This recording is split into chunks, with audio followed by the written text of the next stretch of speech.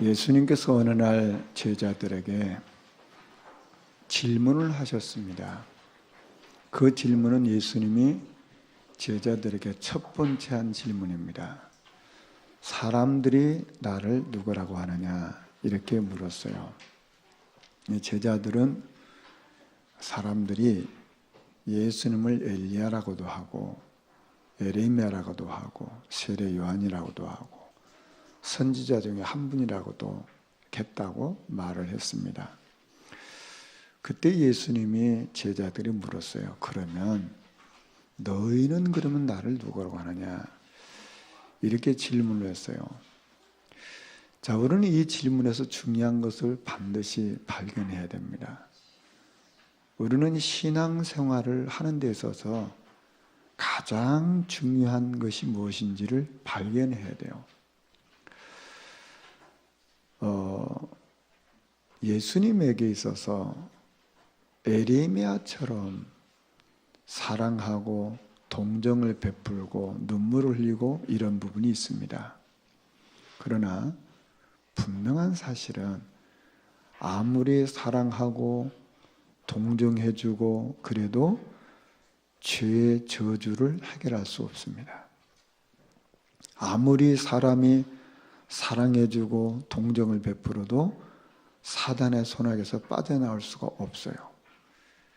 아무리 사랑을 많이 베풀어줘도 지옥의 문제를 해결할 수 없다 그 말이에요. 그것을 예수님이 질문했어요. 엘리야처럼 많은 신비한 것을 체험하고 능력이 나타나는 거 소중하잖아요. 그런데 아무리 신비한 것 체험해도 사단의 손아귀에서 빠져나올 수가 없어요.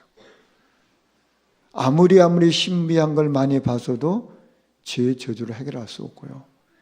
신비한 거 체험하다가 결국 죽으면 어디 가냐? 지옥 가는 거예요. 그걸 예수님이 물으신 거예요. 사람들이 예수를 세례 요한이라고 말합니다.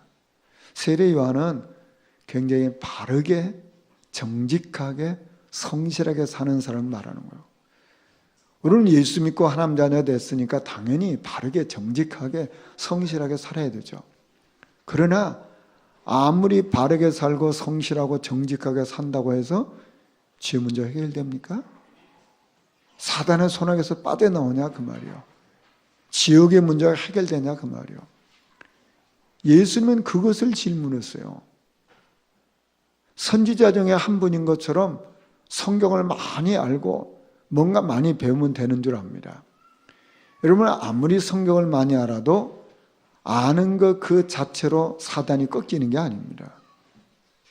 죄의 저주가 해결되는 게 아니란 말이에요. 지옥의 문제가 해결되는 게 아니에요.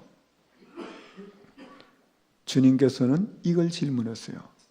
그렇다면 우리가 신앙생활하는데 가장 기본이고 가장 중요한 게 뭐냐? 그 예수가 누구냐? 그리스도라 그 말이에요. 그 그리스도는 사단을 꺾으시고 죄의 저주를 해결하시고 지옥 배경을 해결하신 분이라 그 말이에요. 왜 그렇습니까? 마귀를 멸하신 왕으로 오셔야 사단이 꺾이는 거예요. 그 예수님이 이 땅에 오셔 십자가 못 박혀 죽으셔야 우리가 아무리 발버둥 쳐도 해결할 수 없는 죄의 저주가 해결되는 거예요. 그 그리스도가 이 땅에 오셔서 우리를 지옥의 권세에서 빠져나오게 하시고 천국으로 이끌어 가셔야 되는 거예요. 그분이 누구냐? 그리스도라 그 말이에요. 그래서 그리스도를 고백하는 사람에게 주님이 주신 첫 번째 축복이 있어요. 그게 뭐냐면 반석 같은 축복이에요. 이건 절대 변하지 않는 거예요. 음부의 권세가 너를 절대 이길 수 없어요. 사단이 온갖 일을 해도 우리를 뺏어갈 수 없어요. 그리고 천국 열쇠 주셔서 우리로 이 땅에서 천국의 축복을 누리며 살게 하시는 거예요. 이게 우리 주님이 제자들에게 하신 첫 번째 질문이요. 저와 여러분 이 질문에 대한 분명한 고백이 있어야 되고 이 질문에 대한 분명한 체험이 있어야 되고 이 그리스도가 나의 것으로 돼야 우리는 승리하는 것입니다. 저는 지난 주일에 어버이날 돼서 우리 교회로부터 많은 선물을 받았어요. 우리 주일학교 아이들이 카네이션을 직접 자기들 손으로 만들었어요. 거기다 글을 썼어요. 또 우리 청년들이 목사님 고마워요 하고 꽃도 달아주시고, 우리 여전도에서 또 좋은 선물도 주시고, 저는 이 선물을 받으면서 참 너무 고맙고 감사하고 한편으로 또 죄송하고 송구스럽고 그런 마음이 있었어요. 근데 우리 아이들이 그 카네이션에다가 이렇게 글을 써놨어요. 복음 전하는 사람이 될게요. 지금 우리 아이들의 글입니다. 우리를 위해서 매일 기도해 주셔서 감사해요. 좋은 말씀 복음 전해 주셔서 감사해요. 우리가 어려운 상황에서도 기도해 주셔서 감사해요. 우리에게 소중한 기도를 가르쳐 주셔서 감사해요. 우리에게 복음을 전해 주셔서 감사해요. 제 카네이션에 아이들이 쓴 글입니다. 저는 무슨 생각을 하게 되냐면, 물론 우리 전은정 사모님, 김동우 전사가 가르쳤겠죠. 아이들이 그걸 만들고 자기들의 손으로 썼잖아요. 쓰면서 틀림없이 생각할 거예요. 아, 복음 전해줬고 나는 복음 전한 자가 될 거야. 기도 가르쳐줬지 난 기도할 거야. 이게 적어도 그걸 쓰는 그 순간만이라도 생각할 거 아닙니까? 이게 어느 날 우리 아이들의 것이 된다면 어떤 일이 일어나겠어요? 저는 그걸 보면서 참 감사하다. 뭐 우리 아이들은 그래도 잊어버릴 수 있어요. 그러나 이게 어느 날 그들의 인생을 좌우한다 그 말이에요. 제가 그게 감사한 거예요. 여러분, 정말 우리가 어느 한순간에 감사하다, 이게 우리 영혼 속에 꽂히면요 인생 변화됩니다. 그게 최고 축복 아니고 뭡니까? 제가 인터넷을 이렇게 쭉 하다 보니까 신문에 그런 글이 났다는 겁니다.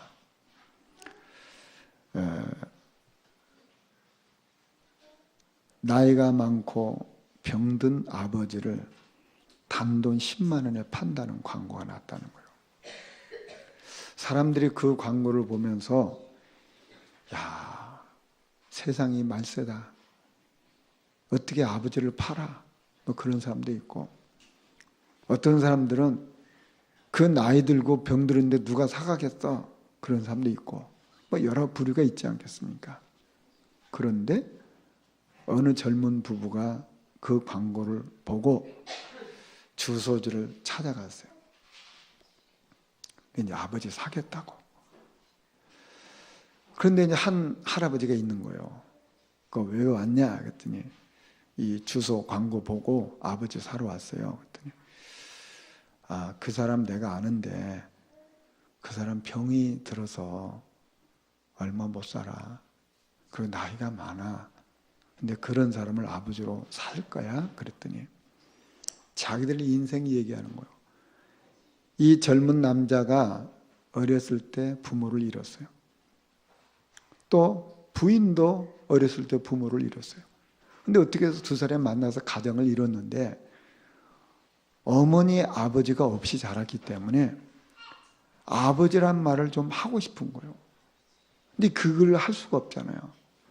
근데 이런 광고를 보니까 둘이 우리가 저 아버지를 모시고 살면 얼마나 좋을까. 그러니까 남편도 그렇게 하자. 그래서 이제 거기를 간 거예요. 할아버지가 그 말을 듣더니 그러면 돈 10만 원 갖고 왔냐? 아버지 10만 원에 팔기로 했으니까 돈 10만 원 갖고 왔냐? 예, 갖고 왔습니다. 할아버지가 10만 원을 받고 내가 아는 그 할아버지가 그래도 준비를 해야 될 거 아니냐. 그러니까 일주일 후에 다시 와라. 그래서 보낸 거예요. 일주일 후에 이 젊은 부부가 이제 아버지를 모시고 가기 위해서 준비를 하고 온 거예요. 그랬더니 병들고 나이 많은 할아버지가 없는 거예요. 자기 처음 만났던 할아버지가 자기들 보더니 너는 내 아들이고 너는 내 며느리다 그런 거예요. 이게 왜 어떻게 된 겁니까? 그랬더니 사실은 내가 양자를 누구를 삼고 싶었는데 요새 세상이 젊은 사람은 돈만 알기 때문에 내가 누구 양자 삼 누가 오겠냐. 그래서 내가 광고를 거짓 광고를 낸 거다. 병들고 가난하다. 그 10만 원을 팔겠다. 광고를 냈는데 자네가 왔다. 그래서 너는 내 아들이다. 너는 내 며느리다. 그런 거요. 그러니까 어떻든 이 두 젊은 부부가 어떻든 고맙습니다. 이제 저희가 아버지로 평생 모시겠습니다. 그러니까 저희 집으로 가십니다. 그런 거예요. 그랬더니 할아버지가 그래 내가 너희 집 가서 살아도 좋은데 내 집이 넓고 좋으니까 내 집에서 같이 살자. 내 것 다 네 것이다. 근데 이 할아버지가 의외로 부자라. 부자야 이 할아버지가. 그래서 부잣집 아들이 된 거예요. 물론 이게 뭐 지어낸 얘기인지 실화인지는 모르겠어요. 그러나 제가 그 글을 읽으면서 무슨 생각이 들었냐면 참 흐뭇하다. 지금도 이런 일이 일어날 수 있구나. 뭐 많은 젊은 사람들이 부모를 짐으로 아는 세상 아닙니까? 부모를 어찌하든지 안 맡으려고 형제들 간에 싸움하고 그런 세상인데 내가 부모를 사서라도 모시겠다. 그게 얼마나 아름다운 일이란 말이에요. 저는 그런 생각을 하면서 마음이 흐뭇하고 기쁘더라고요. 세상은 아름다운 걸 보고 살아야 되거든요. 여러분 창세기 26장 3절에 보면은 이삭 얘기가 나옵니다. 흉년이 들었어요. 그러니까 이삭이 먹고 살기 위해서 그 땅을 떠나려고 하잖아요. 먹고 살 길 찾아서. 근데 하나님 말씀하세요. 이 땅을 떠나지 말아라. 내가 너와 함께 하겠다. 내게 복을 주겠다. 내 아버지 아브라함에게 맹세한 것을 내가 이루겠다 그래요. 그러면서 창세기 26장 5절에 보면 이는 아브라함이 내 말을 순종하고 내 명령과 내 계명과 내 율례와 내 법들을 지켰습니다. 자, 그러니까 하나님이 이삭을 축복하게 또 약속합니다. 왜 이런 약속을 하냐? 내 아버지 때문에.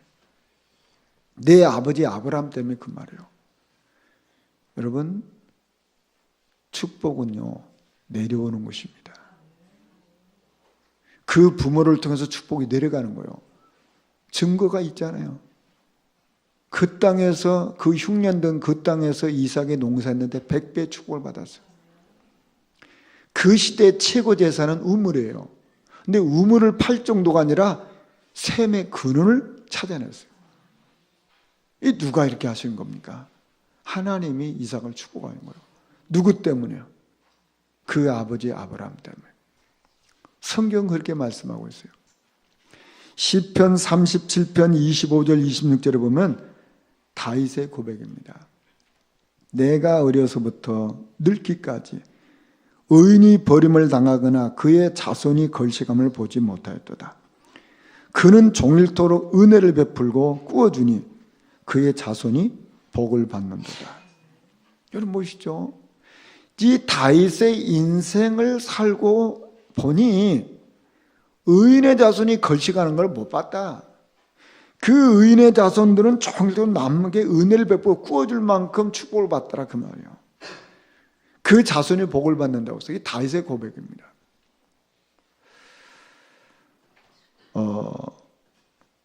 여러분 우상 숭배하는 부모를 둔 사람은 반드시 문제가 옵니다. 저는 저희 집안이 우상 숭배 심히 했던 집안이거든요. 그래서 우상 숭배로 인한 저주가 뭔지 저는 보고 체험한 사람이에요. 그래서 우상 숭배하는 사람한테는 제가 해줄 말이 많아요. 제가 경험했기 때문에, 제가 봤기 때문에. 우상 숭배는 출애굽기 20장 4절에 6절에 보면 3, 4대까지 망한다고 했어요. 그러나 출애굽기 20장 6절에 보면 나를 사랑하고 내 계명을 지키는 자 1000대까지 은혜를 베푼다고 했어요. 저는 개인적으로 제가 하나님의 은혜로 우상 숭배하다가 예수를 믿어가지고 하나님의 은혜가 임해서 저희 가정이 바뀌었어요. 3, 4대까지 전유가 임하는 가문의 영적 대물림이 꺾였어요. 저와 여러분 때에서 이거 꺾어야 돼요. 뭐 우리는 태어났는데 믿음의 가정에 태어났다. 그건 얼마나 복입니까? 근데 나도 원치 않게 태어났는데 우상숭배하는 가정에 태어났어요. 그러면요 저주가 임하거든요. 그걸 저와 여러분 당대에서 꺼내야 돼요. 저는 이 일의 증인이잖아요. 이 자리에 계시죠? 우리 최은철 집사님이 사업하니까 바쁘시거든요. 근데 그 어머니가 우리 천정수 권사님 있잖아요. 이제 지금은 저 김포에 누나 집에 가 계세요. 여기 이제 계시다가 이게 이제 바빠서 못 뵈다가 이제 어버이날이 돼서 어머니께 인사를 하러 이제 가족이 갔답니다. 근데 지금 이제 건강하시대요. 여기 계시부터 건강하시고 그러시대요. 근데 그 권사님이 우리 제2 수학 얘기 있잖아요. 손주들 너무너무 예뻐하거든. 그게 용돈을 주는 거야. 맞다고 용돈을. 근데 용돈을 한 번 주고 또 주는 거야. 잘 잊어버리니까. 또 용돈 또 줘요. 그러니까 이제 수아 제이가 아까 줬어요. 그랬더니 그래 또 받아. 또 조금이니까 또 주더래요. 아까 주셨는데 또 받아. 계속 주시더래요. 아마 수입을 상당히 잡은 것 같아. 11조도 할 것 같아. 근데 우리 집사님 얘기입니다. 우리 어머니는 주머니 돈이 안 떨어진대요. 하나님 이렇게 주신다는 거예요. 근데 제가 이 권사님을 이렇게 뵐 때 저 만나면 늘 하신 얘기가 있어요. 하신 얘기 또 하고 또 하고 그러세요. 그게 뭐냐면 자기가 예수 믿게 된 이 얘기 하시는 거예요. 얼마나 예수 안 믿으려고 막 그런데 숙모님이 다 와서 예수 믿어야 된다고 하셨대요. 근데 그 숙모님이 글자를 모르는데 일자무식이래요. 가난하대. 근데 우리 권사님은 부잣집 딸이거든. 이게 얼마나 부잣집 딸이냐. 하여간 뭐 집이 뭐 여기서 저까지 뭐 하여간 뭐 그렇게 큰 집에 살았대. 부잣집 딸이지. 또 옛날에 공부한 분이거든요. 이게 엘리트란 말이에요.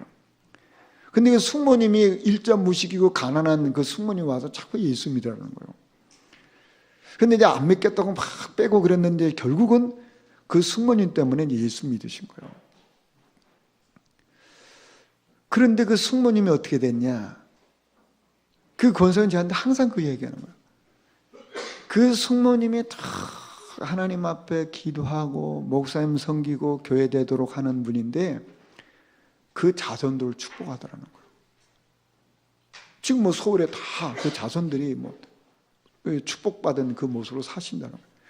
권사님이 나한테 늘 그 얘기하는 거예요. 그래서 나는 우리 자녀들에게 11조를 가르친다고. 반드시 11조 해야 된다고.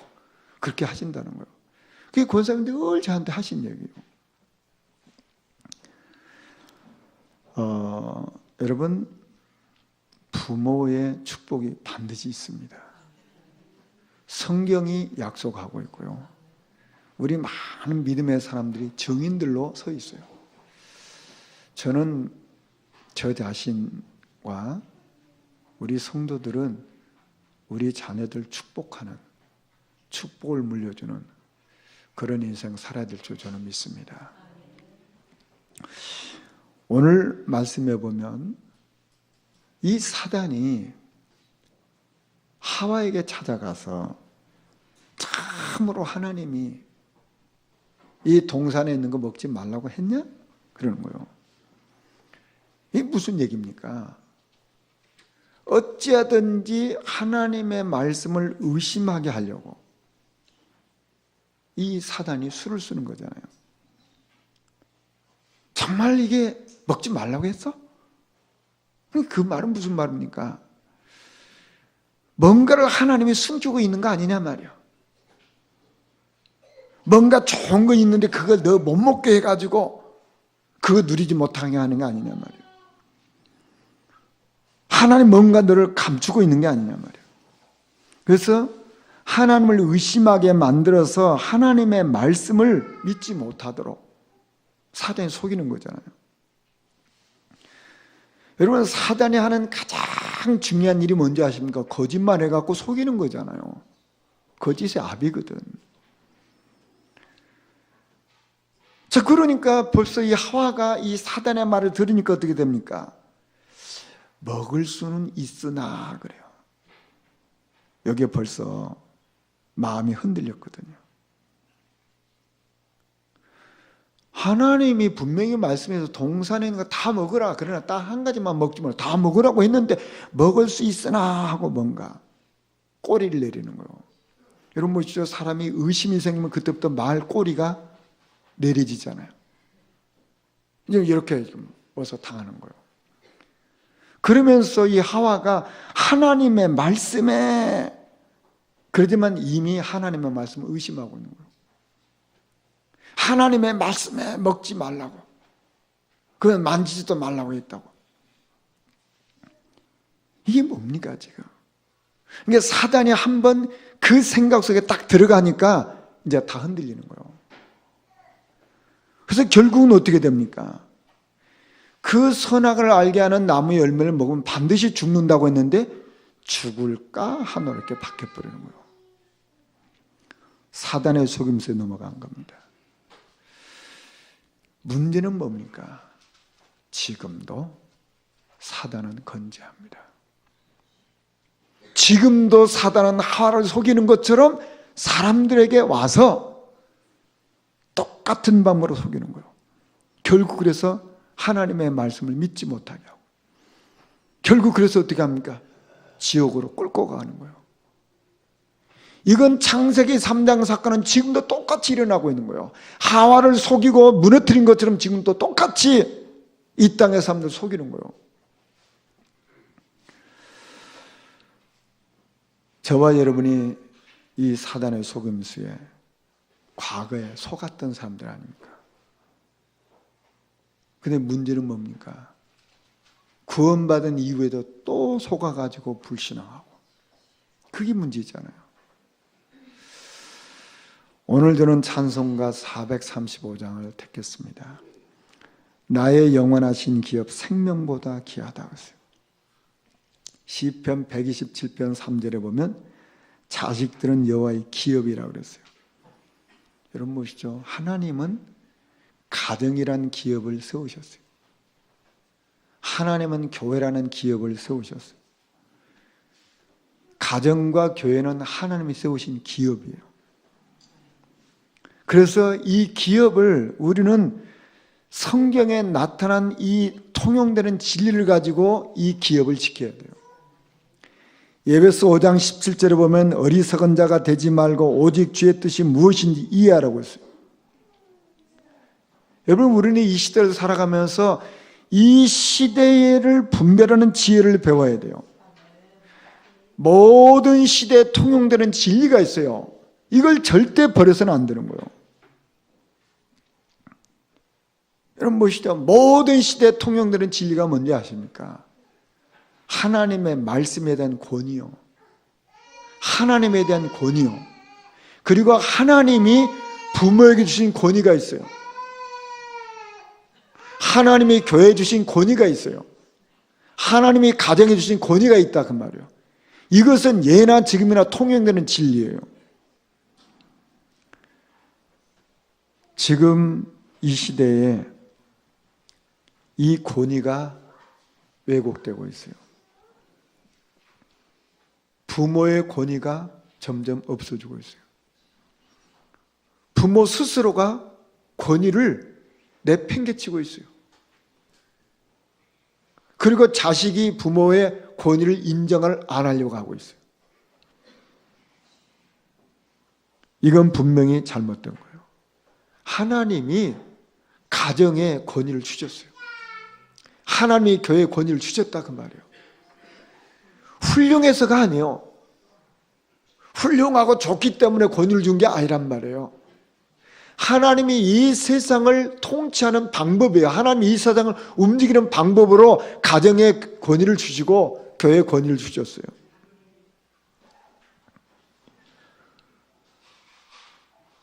부모가 훌륭하지 않고 부모가 잘못했다고 권위가 필요 없는 게 아니라 그 말이에요. 사사기 21장 25절에 보면 그 시대에 사람들이 자기 소견에 옳은 대로 행하였다라고 했어요. 자기 생각대로 살았단 말이에요. 그러니까 사단에게 당하는 거예요. 성경이 말하는 이 권위를 모르고 그걸 잊어버리고 자기 마음대로 사는 거예요. 부모도 자기 마음대로 살고 자식도 자기 마음대로 살고 성도도 자기 마음대로 살고 그러니까 사단에게 당하는 거예요.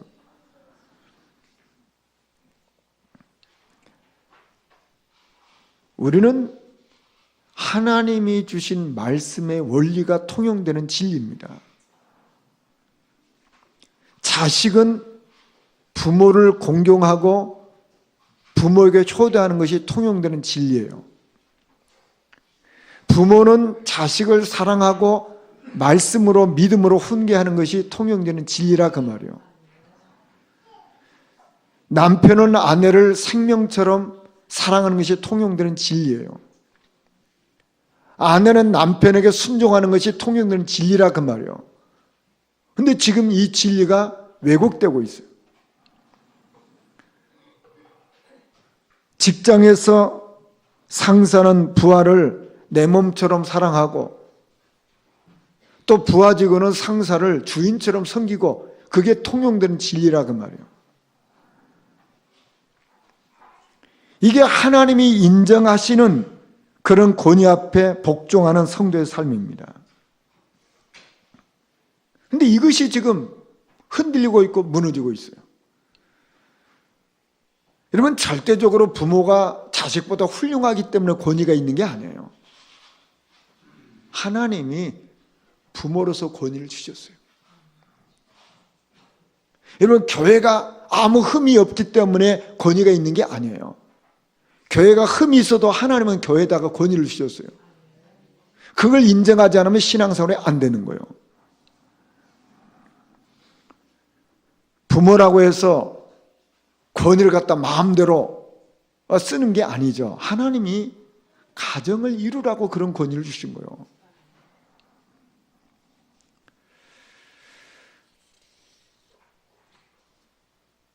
지금 권위에 대한 잘못된 것들이 이 사회에 너무너무 많아졌어요. 그로 인해서 사람들의 상처를 받고 그 권위가 땅에 떨어지고 있어요. 여러분, 권위주의가 나쁜 거지 권위 자체는 하나님 주신 겁니다. 이 권위는 꼭 필요해요. 부모가 부모의 권위를 지켜야 돼요.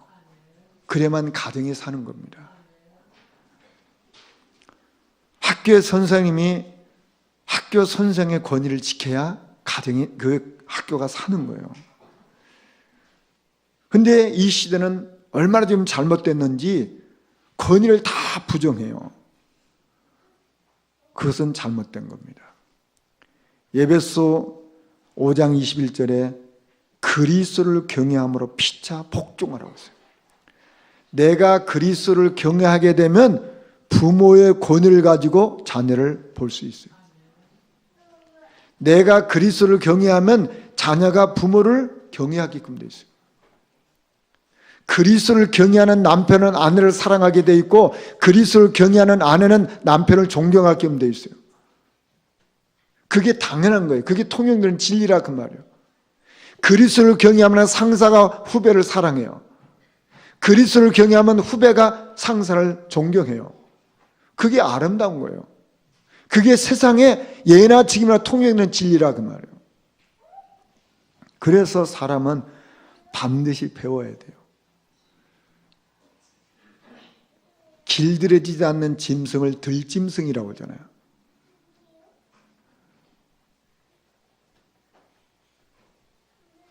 사람도 들짐승처럼 살면 안 돼요.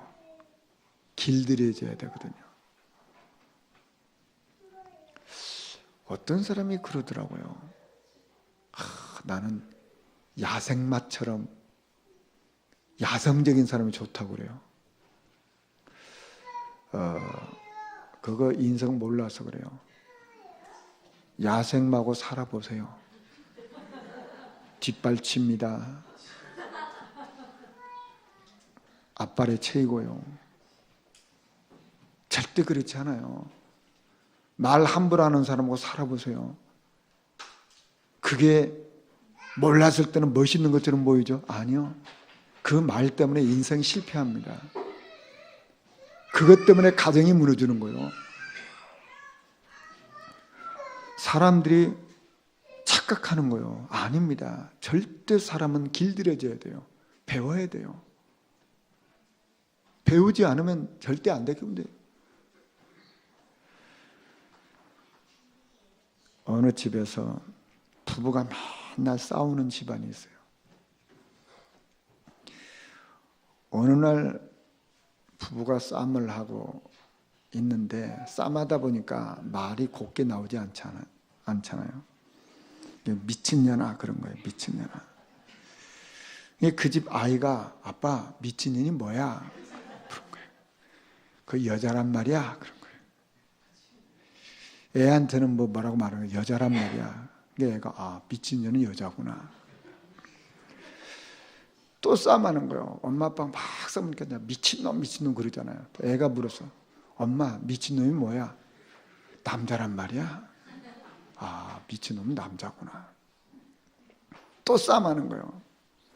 할머니가 또 지랄하네. 또 지랄하네. 할머니한테 물어서 할머니 지랄이 뭐야? 기도하라는 거야. 애는 이제 그렇게 생각한 거죠. 세월이 흘렀어요. 20년 후에 이 아이가 목사님이 됐어요.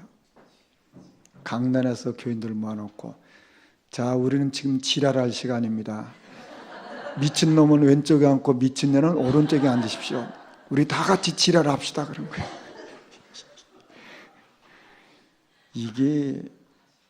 그게 보고 배운 게 각인되는 거예요.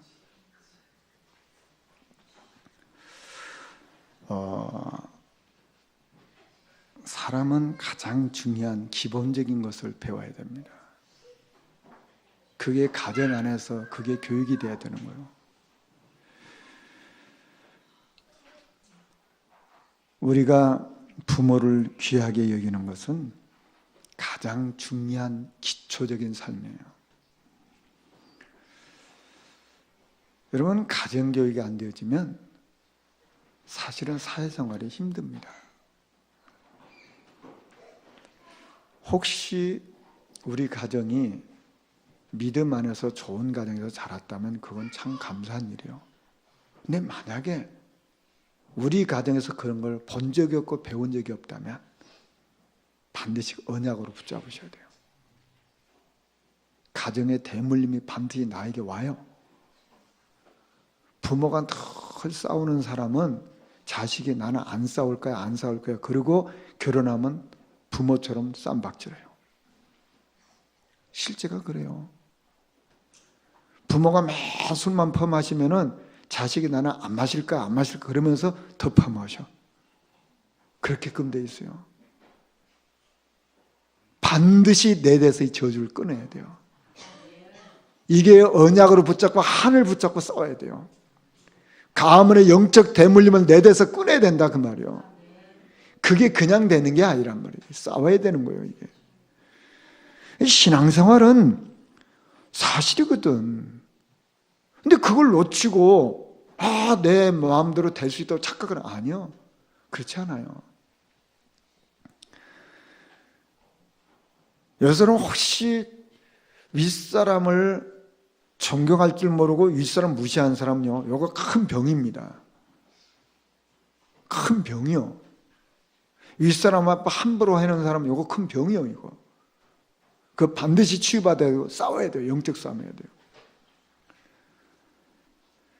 윗사람을 대하는 태도를 보면 그 사람 미래를 우리가 알잖아요. 여러분 세상에도 보면 부자는요, 부자 될 만한 뭐가 있어요. 성공자는 성공자 뭐가 있어요. 물론 도둑질해도 부자 된 사람도 있어요. 그 그러나 그건 정상이 아니란 말이에요. 우리는 정상적인 걸 봐야 돼요. 근데 부자 무시하는 사람 절대 부자 못 됩니다. 성공자, 그까짓 그 사람 성공자가 될 수가 없어요. 그게 뭔가 있다니까. 우리가 그걸 볼 수 있어야 된단 말이에요. 윗사람을 존경할 줄 모르는 사람은 결국 어떻게 되냐? 자기 불행하고 주변 사람을 계속 불행하게 만드는 거예요. 여러분, 신앙생활도 그렇지 않습니까? 중직자가 교회를 세워나가고 목사님을 도와서 이렇게 될 수 있는 사람, 그게 바른 거잖아요. 빌레몬 같은 중직자 보세요. 바울을 끝까지 돕는 사람이잖아요. 가요 같은 사람 보세요. 바울과 요한을 끝까지 돕잖아요. 그게 바른 거예요. 데살로니가서 5장 21절 22절에 보면 범사해라 좋은 것은 취하고 악은 모양이라도 버리라고 했어요. 우리는 정말 좋은 게 뭔가 이걸 늘 취해도 악은 뭐여도 버리라고 그랬어요. 그렇잖아요. 그런 거 아닙니까? 이번 주간이 스승의 날이잖아요. 우리 신학교에서 우리 유목사님이 오셔서 이번 주 특강을 하셨는데 학생들이 목사님 이번에 유목사님 오니까 특별 이벤트를 좀 해야 되겠습니다. 그래서 뭐 그렇게 하라고 했어요. 근데 이제 목사님 딱 강단에서 메시지 하려고 하는데 학생들이 다 스승의 노래를 불러주는 거예요. 스승의 은혜는 하늘 같아서 우러러볼수록 높아만 가네. 스승은 마음의 어버이시다. 이런 내용이거든요. 스승의 노래가. 그 스승의 노래를 다 불러주고 이제 목사님께 꽃을 다 꽂아줬어요. 목사님 흐뭇해 하시는 것 같아요. 그래서 질문해요. 진짜지? 물론 웃으려고 하는 얘기죠. 정말 스승을 아버지같이 생각하냐? 진짜지? 물어보는 거예요. 저는 생각했어요. 여러분, 스승은 후대를 키우는 사람이잖아요. 그런데 지금 세상은 이 순수함이 변질되고 있어요. 선생에 대한 무슨 존경하는 마음, 사랑하는 마음이 점점 없어지고 선생은 가르치는 자, 뭐 월급 받고 가르치는 자, 요 정도라. 그래서 선생이 무시당하고 조롱당하고 아주 잘못된 시대가 되고 있어요.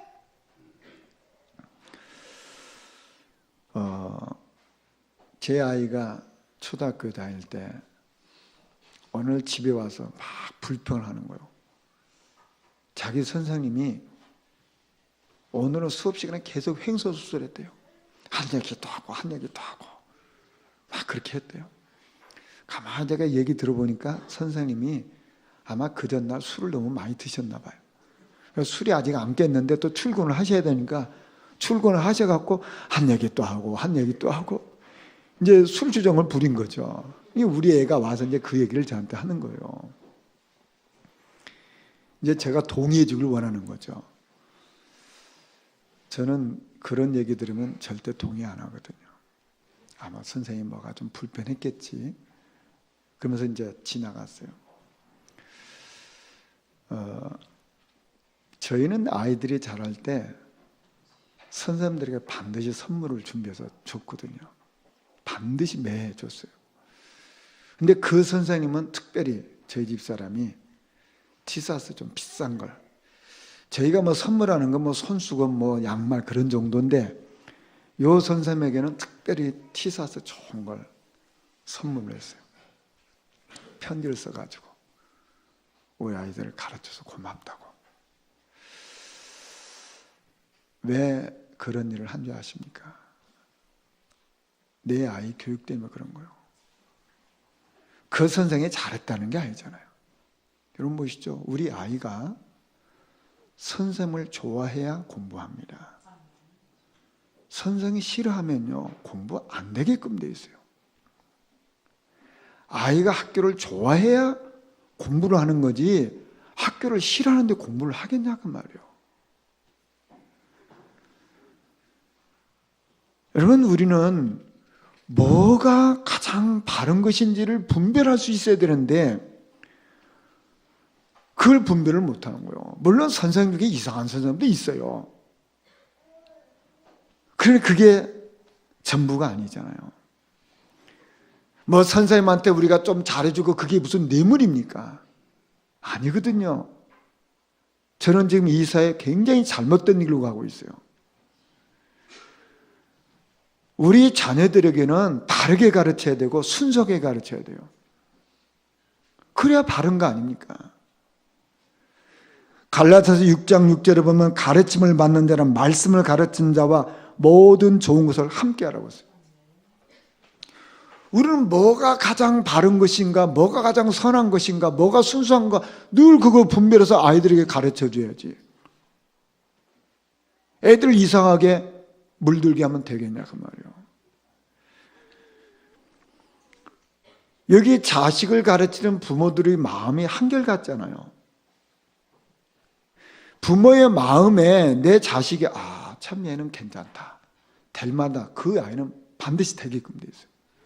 근데 부모가 아이고 저러면 되겠냐. 그 아이는 사실은 소망이 없어요. 안 그렇습니까? 이게 내 자식이라도 그렇다 그 말이에요. 하물며 아이를 가진 선생이 딱 보면 얘는 좀 되겠구나. 그 애는 되게끔 돼 있어요. 근데 저 문제다. 그 문제하거든. 그 선생이 잘못한 게 아니잖아요. 여러분 신앙생활도 그렇지 않습니까? 뭐 여러분도 다 보다시피 목회자가 성도를 볼 때 참 저분은 참 귀하다. 그 사람 귀한 거예요. 저것도 신앙생활 저렇게 그 신앙생활 실패하는 거예요. 안 그렇습니까? 누구나 다 똑같은 거 아닙니까? 야곱의 마음에 요셉이 담겼어요. 반드시 성공하잖아요. 성도가 주의 종의 마음에 담겨 있으면 그 사람 반드시 성공합니다.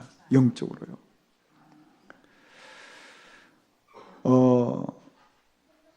우리 가정이 혹시 좋은 가정에서 자라지 않았다 하면 반드시 저와 여러분 대해서 축복의 발판을 바꾸셔야 돼요.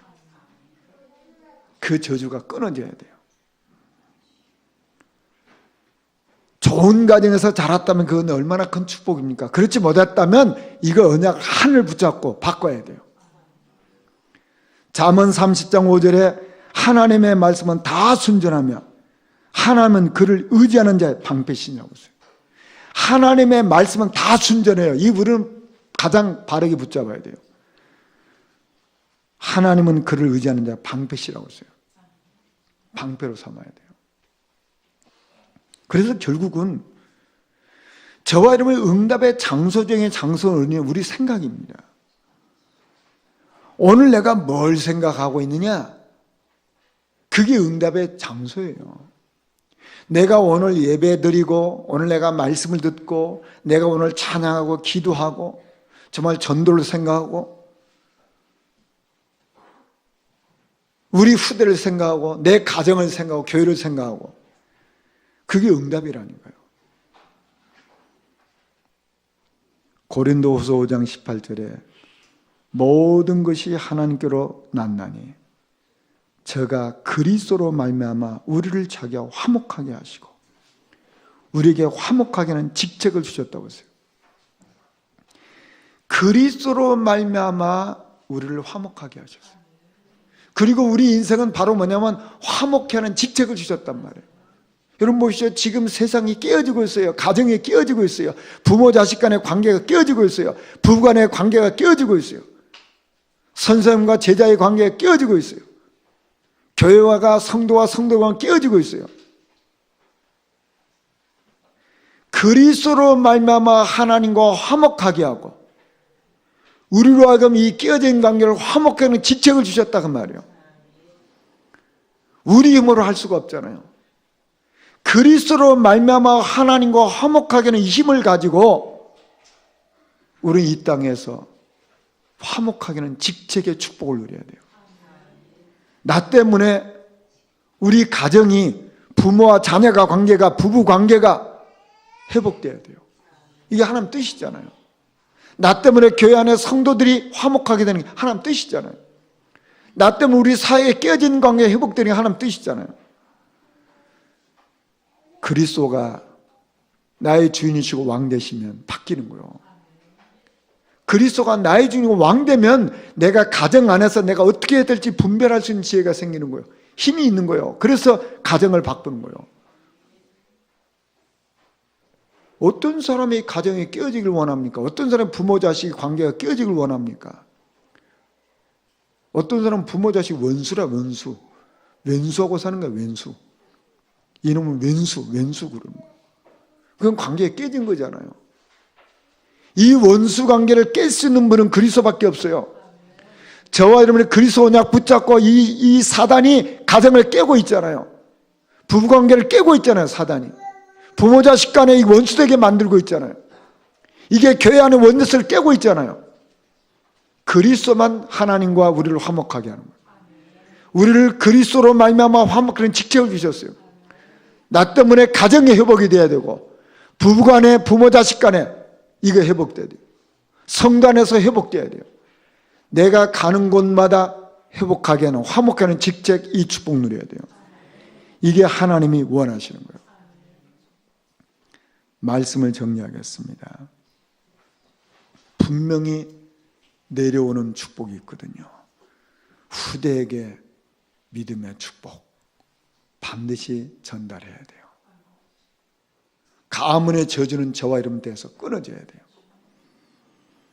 사단은 지금도 하나님의 말씀을 믿지 못하도록 온갖 방법을 동원하고 있고, 가정과 가정, 부모와 자녀, 그리고 교회 안에 이간질해서 깨는 작업을 하고 있어요. 이걸 꺾어야 된다 그 말이에요. 그래서 응답 중에 응답은 내 생각이요. 아, 그리스도 보내서 화목하게 하셨구나. 아, 그리스도 보내주셔서 나를 화목케 하는 직책을 주셨구나. 그리스도가 저와 여러분 주인 되시고 왕 되셔서 화목케 하는 증인 되어주시길 주의 이름으로 축원합니다. 말씀 붙잡고 우리 1번 기도하시겠습니다.